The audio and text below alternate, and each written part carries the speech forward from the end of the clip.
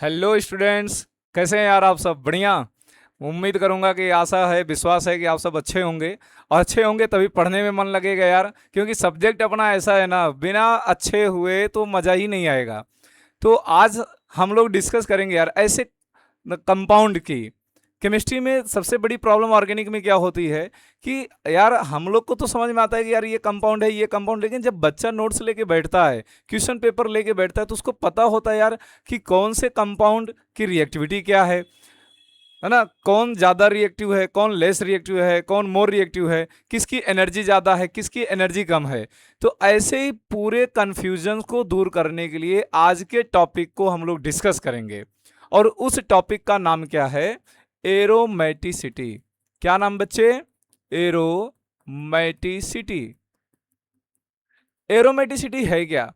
Aromaticity एक बहुत ही प्यारा चीज है जो हमको ये बता देता है कि कंपाउंड का बिहेवियर, कंपाउंड का करेक्टर किसी रिएक्शन में दिखेगा कैसे। सबसे इंपॉर्टेंट चीज ये होता है, जैसे बच्चों आप देखो, कभी आप ऐसा देखो तो कोई आपसे बोले कि सर इसका रिएक्शन आप क्लोरीन के साथ कराओ ना, सनलाइट के प्रेजेंस में। इसका रिएक्शन आप कराओ सर क्लोरीन का, अब्सेंस ऑफ सनलाइट। आप इसका रिएक्शन कराइए सर क्लोरीन के साथ इन प्रेजेंस ऑफ लाइट। तो आपको एक चीज ये पता है बच्चों, आप इसका रिएक्शन करा दीजिए इन प्रेजेंस ऑफ सनलाइट। अब आप देखेंगे कि सब ये, अगर मैं इनकी इनकी और इनकी बात करूं, इन तीनों जगहों पर क्या है, कंपाउंड देखने में, शकल से ना देखने में लग रहा है कि एक जैसा है, लेकिन थोड़ी थोड़ी यहाँ पे क्या है, डिफरेंसेस है। जैसे यहाँ पे आप देखो रिंग बना है, क्लोरीन है, सनलाइट है। यहाँ रिंग बना है, बेंजीन कंपाउंड है, ये क्लोरीन है, लेकिन यहाँ सनलाइट नहीं है। यहाँ शकल वैसी है लेकिन रिंग नहीं है, क्लोरीन का रिएक्शन है, सनलाइट का प्रेजेंस है। लेकिन अब ये इतनी डिफरेंसेस होने की वजह से ऐसा नहीं कि सिर्फ डिफरेंसेस है प्रोडक्ट एक जैसा होगा। नहीं भाई, यहाँ कंडीशन अलग है तो प्रोडक्ट भी अलग होगा। ये सारा कुछ डिपेंड करेगा कंपाउंड की कैटेगरी पर, कैटलिस्ट की कैटेगरी पर, कैटलिटिक बिहेवियर कैसा है। तो सबसे पहले कंपाउंड का बिहेवियर समझेंगे, फिर कैटलिस्ट की प्रॉपर्टी को समझेंगे, फिर रिजेंट की कैटेगरी को समझेंगे।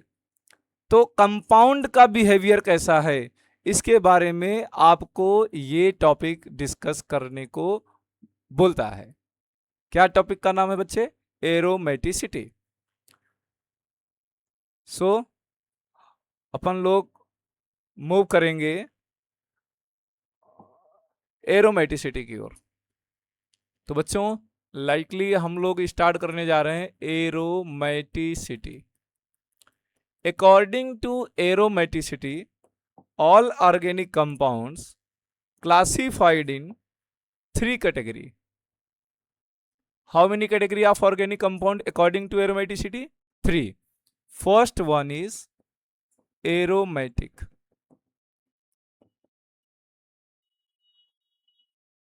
पहली कैटेगरी कंपाउंड की क्या है? एरोमेटिक। सेकेंड कैटेगरी क्या है बेटे? Non aromatic. Non aromatic compound. Third category क्या है? Anti aromatic. अब नंबरिंग में बात आती है तो कभी कभी कोई ऐसा होता है कि नंबरिंग मैटर नहीं करता बेटा। कोई aromatic, anti aromatic, non aromatic बोलेगा, कोई aromatic, non aromatic, anti aromatic बोल देता है। तुम्हारी अपनी कैटेगरी। चलो अगर आपको मानना है कि ये पहला है, ये दूसरा है, तो मान लो यार, मानने में क्या दिक्कत है। अब समझना कि aromatic, anti aromatic, non aromatic कैसे होते हैं। जैसे अब कंपाउंड एरोमेटिक कौन होंगे, उसके लिए एक अलग रूल दिया हकल साहब ने। हकल साहब ने समझाया कि भाई जो मेरे रूल को फॉलो करेगा, जो भी ऑर्गेनिक कंपाउंड मेरे रूल्स को फॉलो करेगा, वो कंपाउंड होगा एरोमेटिक। जैसे हम लोग क्या बोलते हैं कि जो बच्चा पेरेंट्स की, अपने टीचर्स की, अपने बड़ों की पूरी बात मानेगा, वो होगा बड़ा संस्कारी, बड़ा गुणकारी बच्चा, बहुत अच्छा बच्चा है भाई, ये पूरे सोसाइटी का, ये पूरे रिश्तेदारों का सबसे अच्छा बच्चा है। लेकिन कुछ बच्चे ऐसे होते हैं जो पेरेंट्स की भी मानते हैं, लेकिन सारी नहीं मानते, कुछ अपने फ्रेंड सर्किल की मान लेते हैं। वो बच्चे दूसरी कैटेगरी में चले गए। कुछ ऐसे होते हैं कि आपने देखा होगा अपने अगल बगल में पेरेंट की बिल्कुल नहीं मानते, मानते सब अपने मनमानी अपने फ्रेंड सर्किल की, तो उनकी कैटेगरी अलग है। ऐसे ऑर्गेनिक कंपाउंड में भी बच्चों कंपाउंड की कैटेगरी 3 है। कुछ हकल्स रूल को मानेंगे, कुछ ऐसे जो हकल्स के थोड़ी सी बातों को मानेंगे, कुछ बिल्कुल नहीं मानेंगे। तो जो हकल्स रूल को पूरी तरीके से मानेगा उस कंपाउंड को बोलेंगे एरोमेटिक कंपाउंड। ऐसे कंपाउंड जो पूर्णतः 100% हकल्स रूल को फॉलो करेंगे वो होंगे एरोमेटिक कंपाउंड। जो हकल की बिल्कुल नहीं मानेंगे, भाई आप होंगे 30 मार्क, हाँ मैं कुछ नहीं, मैं मानता ही नहीं आप 30 मार्क हाँ हो, ऐसे कंपाउंड को क्या बोलेंगे? Non aromatic compound. और जो थोड़ी थोड़ी मानेंगे, थोड़ा इधर भी थोड़ा उधर भी, वो होंगे एंटी एरोमेटिक कंपाउंड। तो first of all we are going to discuss about aromatic compound. Which type of compound? Aromatic compound.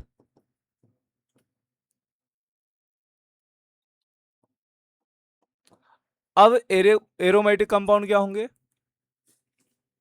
The compounds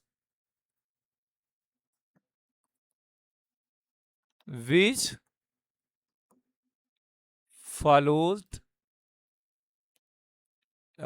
कर दो हकल्स रूल। जो भी कंपाउंड्स हकल रूल को फॉलो करेगा वो कंपाउंड होगा एरोमेटिक। अब हकल्स रूल क्या क्या है? हकल रूल है क्या? हकल ने एक नियम दिया था बच्चे, बहुत प्यारा सा नियम दिया था। क्या? पहला पॉइंट इसका यह मानना है कि जो भी कंपाउंड, जिन भी कंपाउंड के पास 4n+2 पाई इलेक्ट्रॉन होंगे वो कंपाउंड होंगे aromatic. The compound which have, या आप बोल दो compound must be have 4n+2 pi electrons, that is aromatic. सिर्फ एक कंडीशन को फुलफिल करने से कोई एरोमेटिक नहीं होगा।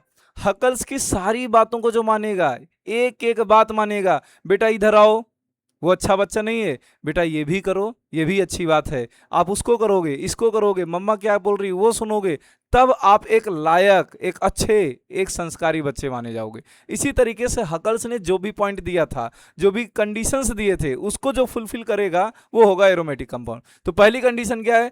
Compound must be have 4n+2 pi electron.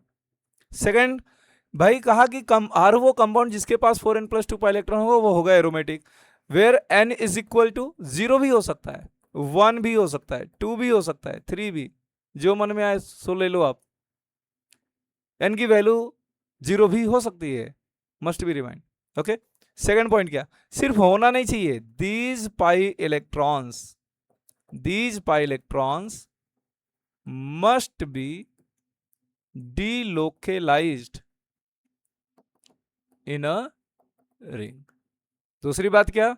ये सिर्फ होना नहीं चाहिए, ये पाई इलेक्ट्रॉन कंटिन्यू क्या करना चाहिए? डीलोकलाइज्ड करना चाहिए, घूमना चाहिए। थर्ड, घूमने के लिए कंपाउंड कैसा होना चाहिए? आप घूमोगे कब, नाचोगे कब, भाई डांस आप कब कर पाओगे? जब जगह कैसी होगी? प्लेन। अब पता चला कि ऊपर 5 फीट ऊपर है, फिर 10 फीट गहराई है, तो डांस हो पाएगा? नहीं हो पाएगा। क्या होंगे? ढंगल जाएंगे, डांस नहीं कर पाएंगे। तो जगह घूमने के लिए कैसी होनी चाहिए?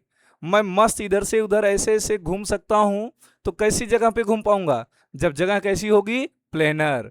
Is that clear? तो कंपाउंड मस्ट बी प्लेनर। और प्लेनर कब होगा? All atom sp2 hybridized which present in a ring। Ring में जितने भी एटम हैं उन सब का हाइब्रिडाइजेशन क्या होना चाहिए बच्चों? sp2। तो आप क्या क्या क्या कंडीशन देख रहे हैं? पहला कि हाइब्रिडाइजेशन sp2, तो हाइब्रिडाइजेशन अगर sp2 होगा तो जगह कैसी होगी? प्लेनर। प्लेनर होगा तो पाई इलेक्ट्रॉन्स क्या करेगा? डिलोकलाइज्ड करेगा। कितने पाई इलेक्ट्रॉन मूव करने चाहिए, 4n+2 पाई इलेक्ट्रॉन। ये सभी कंडीशन जब फुलफिल होंगी तो कंपाउंड क्या हो जाएगा, एरोमेटिक की कैटेगरी में। एक भी कंडीशन अगर फुलफिल नहीं हुए तो कंपाउंड एरोमेटिक नहीं होगा। जैसे आप एग्जाम्पल में देखते हो,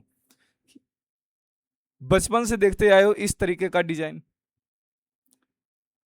हर जगह क्या है, कार्बन कार्बन कार्बन कार्बन, हर टर्न पे कार्बन है।